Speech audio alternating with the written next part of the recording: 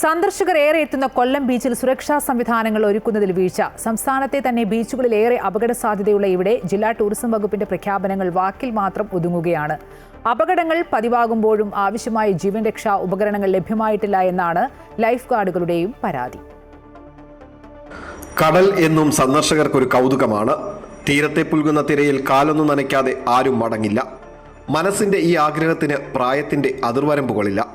എന്നാൽ അപകടം ഏതു നിമിഷവും സംഭവിക്കാമെന്ന യാഥാർത്ഥ്യം പലരും ഇവിടെ മറക്കുന്നു. 51 ജീവനുകളാണ് കൊല്ലം ബീച്ചിൽ പൊലിഞ്ഞത്. ഈ കണക്കുകളിൽ തന്നെ വ്യക്തമാണ് എല്ലാം. സംസ്ഥാനത്ത് തന്നെ ഏറ്റവും അപകടം നിറഞ്ഞ ബീച്ചാണ് കൊല്ലം ബീച്ചെന്ന ജില്ലാ ഭരണകൂടവും ടൂറിസം വകുപ്പും വിധിയെഴുതിയ ഇവിടെ എത്തുന്ന സന്ദർശകർക്ക് പക്ഷേ ഇതിനെക്കുറിച്ച് വലിയ അറിവുകളില്ല. രാത്രി സമയങ്ങളിലാണ് ബീച്ചിലേക്ക് സന്ദർശകർ ഏറെ എത്തുന്നത്. തിരയുടെ വലിപ്പമോ തിരക്കുള്ളിലെ ചുഴികളെക്കുറിച്ചോ അറിയാതെ കൊച്ചുകുട്ടികൾ വരെ കടലിലേക്ക് ഇറങ്ങുന്നു. തീരത്തു നിന്നും ചുവടുകളുടെ മാത്രം അകലത്തിൽ വലിയ കുഴികളാണ് ഇവിടെയുള്ളത്. തിരമാലകളുടെ വലിപ്പവും മറ്റിടങ്ങളിലുള്ളതിലും കൂടുതലാണ്. അപകടങ്ങൾ ഏറെയുള്ള ഈ സാഹചര്യങ്ങളിൽ പരിമിതമായ സംവിധാനങ്ങളാണ് ലൈഫ് ഗാർഡുകൾക്കുള്ളത്. ആവശ്യമായ ജീവൻ രക്ഷാ ഉപകരണങ്ങൾ ടൂറിസം വകുപ്പ് നൽകിയിട്ടില്ല. അപകട സാഹചര്യങ്ങളിൽ സന്ദർശകരെ വിലക്കുമ്പോൾ ലൈഫ് ഗാർഡുകൾക്ക് സന്ദർശകരിൽ നിന്നും ഉണ്ടാകുന്നതാകട്ടെ മോശം അനുഭവങ്ങളാണ്.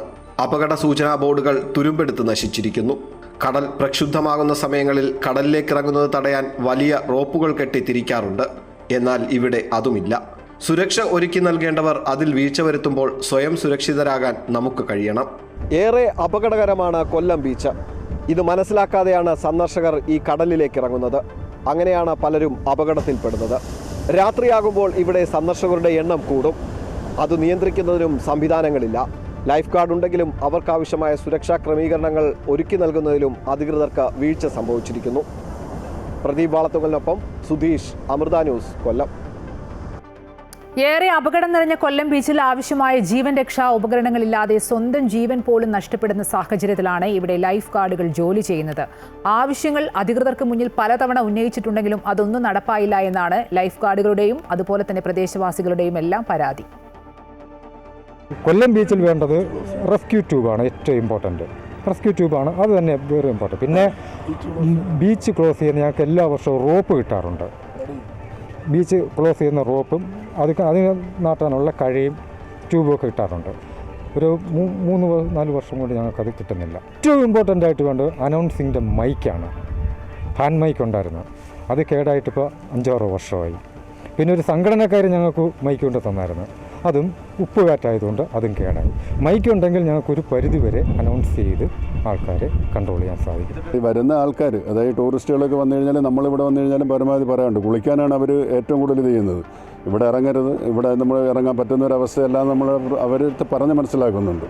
അവരത് ഉൾക്കൊള്ളുക, അത്രയേ ഉള്ളൂ. രാത്രി ഇവിടെ ഇപ്പോൾ പരമാവധി വെട്ടമുണ്ട്. പക്ഷേ എന്നിരുന്നാലും ചില സമയത്ത് ഈ ഹൈമാസ്കിൻ്റെ ഇത് വെട്ടം പര്യാപ്തമാണ്. മറ്റേ ഇതല്ലാതെ വരുന്ന സമയമുണ്ട്. ആ സമയത്ത് അവർ എന്താണെന്നുള്ള കാര്യം ഒന്ന് പരമാവധി നമ്മൾ ഈ വരുന്നവർ ശ്രദ്ധിക്കുക, അതേ ഉള്ളൂ നമുക്ക് പറയാനുള്ളത്. ഈ റിപ്പോർട്ടിന്റെ കൂടുതൽ വിശദാംശങ്ങളുമായി കൊല്ലത്ത് നിന്നും സുധീഷ് ചേരുന്നുണ്ട്. സുധീഷ്, ജില്ലയിലെ ടൂറിസം മേഖലകൾക്കായി ലക്ഷങ്ങളാണ് ടൂറിസം വകുപ്പ് ചെലവഴിക്കുന്നത്. പക്ഷേ സന്ദർശകരുടെ സുരക്ഷയ്ക്ക് വേണ്ടി ഒന്നും ചെയ്യുന്നില്ല എന്നതല്ലേ യാഥാർത്ഥ്യം? ജില്ലാ ടൂറിസം പ്രൊമോഷൻ കൗൺസിലാണ് കൃത്യമായി ഇവിടെ ഒരു നടപടി സ്വീകരിക്കേണ്ടത്. ഈ ലൈഫ് ഗാർഡുകൾക്ക് ആവശ്യമായ സുരക്ഷാ ക്രമീകരണങ്ങൾ അല്ലെങ്കിൽ സുരക്ഷാ ഉപകരണങ്ങൾ ഒരുക്കി നൽകേണ്ടത് ജില്ലാ ടൂറിസം പ്രൊമോഷൻ കൗൺസിലാണ്. പക്ഷേ അവർ ഇത് കൃത്യമായി നൽകുന്നില്ല. ആ ഒരു വീഴ്ച അത് ലൈഫ് ഗാർഡുകൾ തന്നെ പരാതിയായി നമ്മളോട് പറയുന്നു. ഒപ്പം തന്നെ ജില്ലാ ഭരണകൂടവും ഇവിടെ കൃത്യമായൊരു നിർദ്ദേശങ്ങൾ വെച്ചിട്ടുണ്ട്. കാരണം ഏറ്റവും അപകടം നിറഞ്ഞ ഒരു സ്ഥലമാണ് കൊല്ലം ബീച്ച്. അതുകൊണ്ട് തന്നെ സന്ദർശകർ അല്ലെങ്കിൽ സഞ്ചാരികൾ ഇക്കാര്യത്തിൽ കൃത്യമായി ശ്രദ്ധിക്കണമെന്ന് അവർ മുന്നറിയിപ്പ് നൽകുന്നുണ്ട്. പക്ഷേ അതിനുള്ള ഒരു മുന്നറിയിപ്പ് സംവിധാനങ്ങളിലെ പാളിച്ചകൾ അത് അധികൃതരുടെ അനാസ്ഥ കൊണ്ട് സംഭവിക്കുന്ന കാര്യമാണെന്ന് വേണം നമുക്കിവിടെ കരുതാൻ.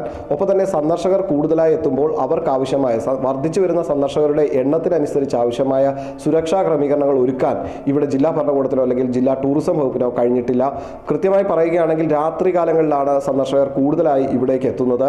ഈ സമയങ്ങളിലൊക്കെ തന്നെ ഇവിടെ ഒരു ലൈഫ് ഗാർഡുകൾക്ക് അവരുടെ ഡ്യൂട്ടി എന്ന് പറയുന്നത് രാവിലെ 7 മണി മുതൽ രാത്രി 7 മണി വരെയാണ്.